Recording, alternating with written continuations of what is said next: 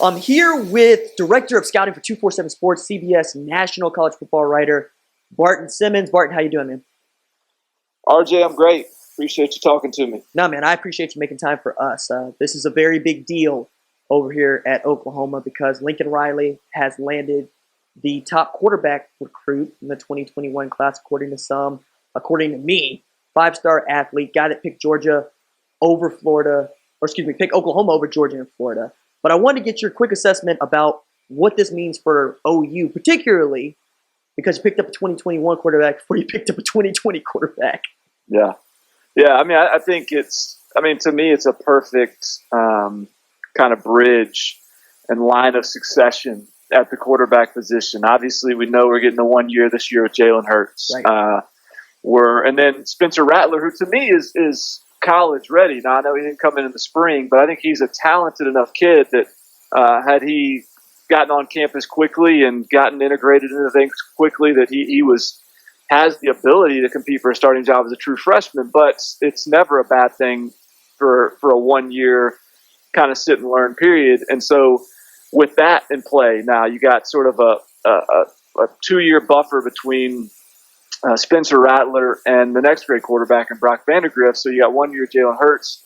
You get a redshirt freshman season as a starter with Spencer Rattler. This is how I'm projecting it anyways. You get 2 years of Spencer Rattler. I think he's that good. I think he could be a two and done guy.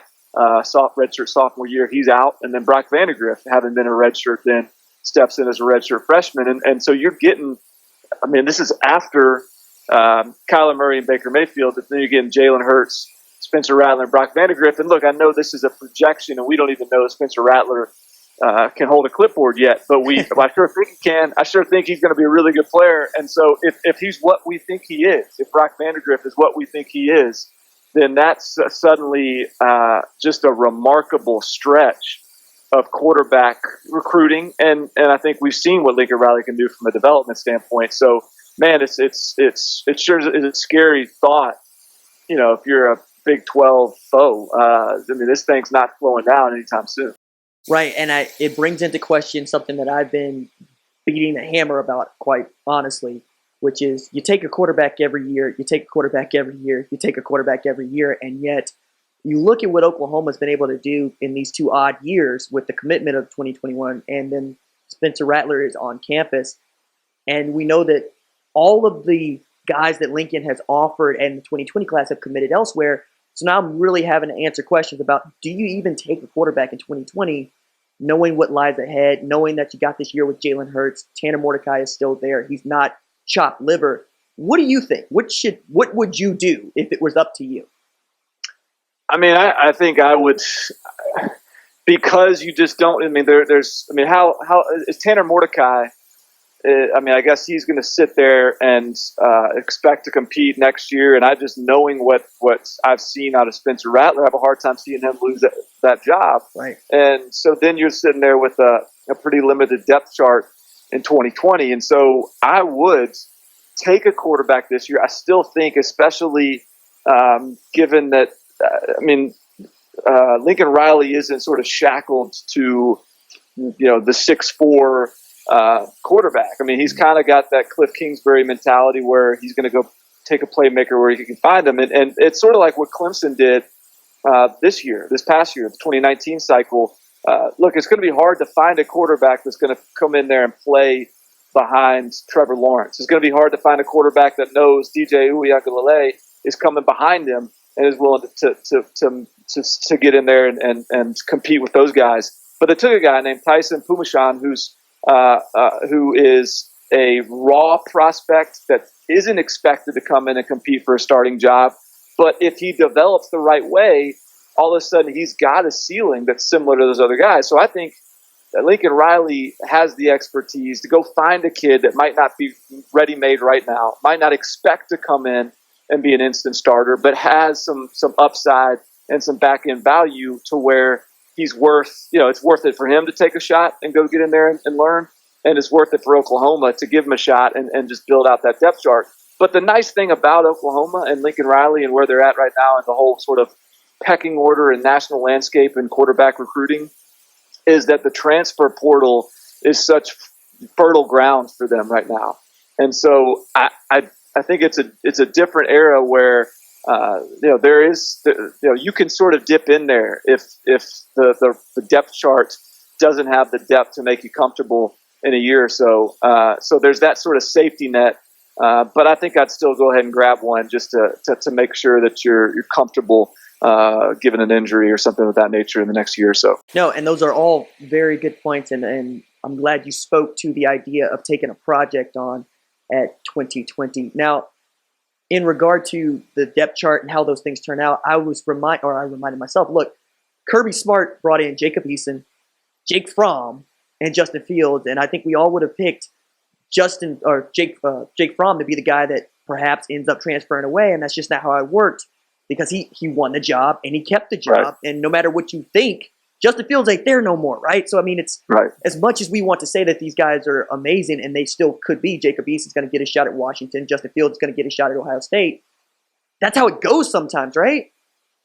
Yeah, and I mean that Kirby Smart's recruiting, and I guess Mark Richt gets some credit for that because he was the one that got Jacob Eason. But Kirby Smart's quarterback recruiting ultimately has put him in a bit of a bind because, yes, I mean, Jake Fromm won that job. Jacob Eason transferred. Justin Fields got in there behind Jake Fromm. And I would argue that there's not a quarterback in college football that once Jake Fromm won that job was going to go beat him out. Mm-hmm. Jake Fromm just wasn't going to blink. He wasn't going to make a mistake to open that door for someone.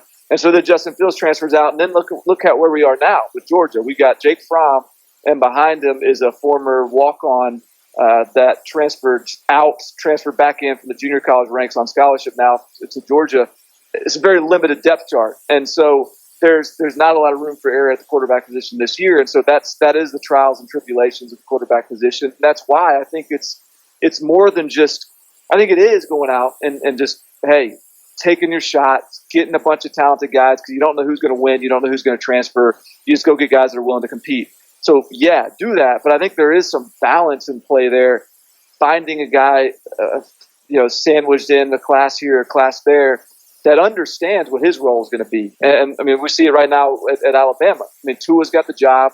But Mac Jones, who came in and could have been at Kentucky and probably been a starter right now at Kentucky, but understood what he was taking on when he signed with Alabama, that, look, I might be a backup for a few years, and it's going to take me some time to win this job if I win it.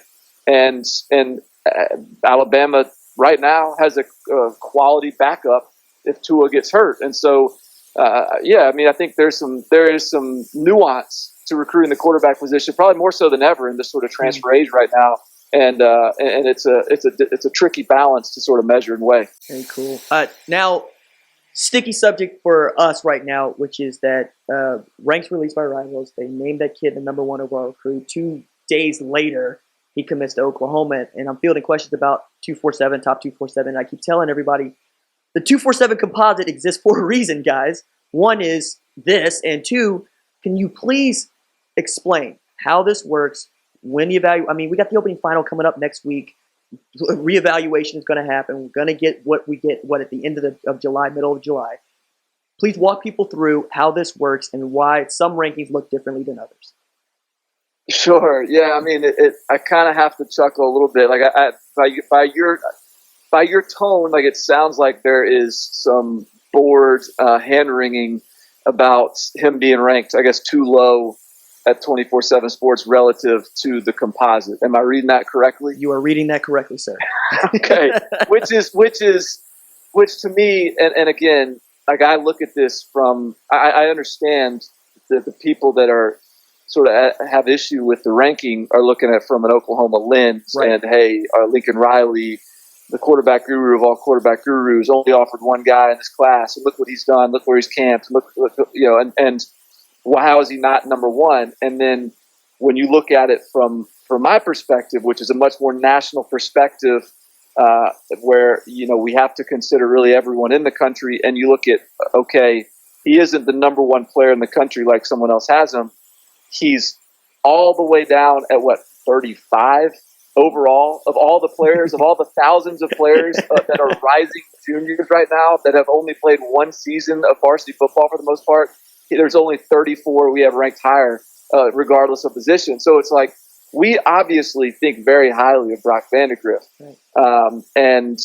And there's literally 2 entire seasons of a body of work that we will evaluate. So we're in no rush to reevaluate. We don't feel uncomfortable with where we have Brock Vandagriff right now. I think we got him in a great spot relative to the rest of the country. It's actually a really good year at the quarterback position, at least it appears to be, in 2021. There's a lot of good candidates at the top of the rankings. And again, I mean, they're about to enter what's really probably their most important season in terms of evaluation. I mean, it really, I mean, if we rank guys before their sophomore seasons for the first time, and we do that because there's a demand, and I think it is valuable and important to kind of just set the table and say, all right, here's who the guys we think are emerging and who colleges think are emerging at that.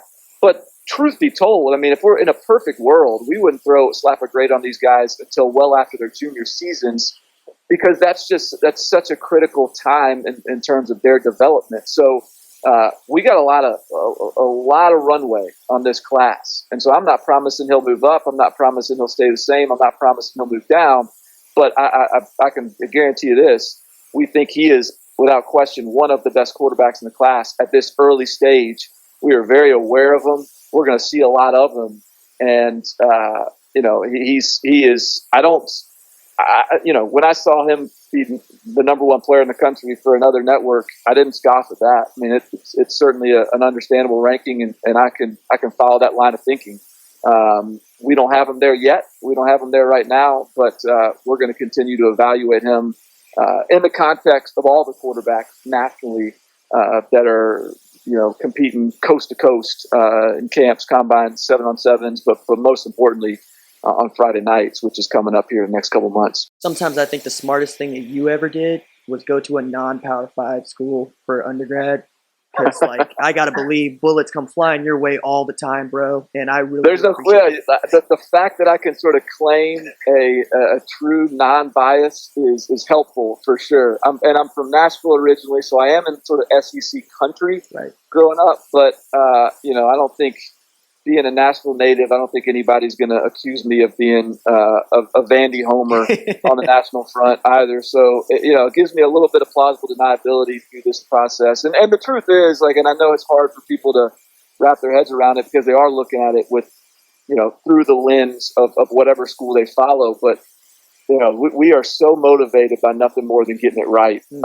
And so that drives me every day is trying to get it right. And we don't, we'll certainly take into account what we know about where guys stand on the board and different programs and what coaches that have good reputations think about guys. And, I think that is not irrelevant that Lincoln Riley put a big circle around Brock Vandagriff and said, this is my guy for 2021. We're not ignoring that fact.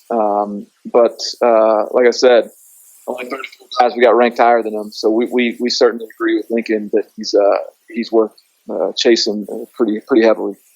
It's Barton Simmons, director of scouting for 247, CBS Sports National College Football writer. Barton, I really do appreciate you taking time. I'm going to use that clip that you want to get it right. That is the goal. Yeah. The goal is to get it right. I'm going to use that every time. I'm glad that you said it. I'm going to plaster it across a wall somewhere. And hopefully this gets it through folks' head. Hey man, have a good afternoon. Thanks so much. Of course. Yeah, I appreciate you having me on and talking. All right, brother.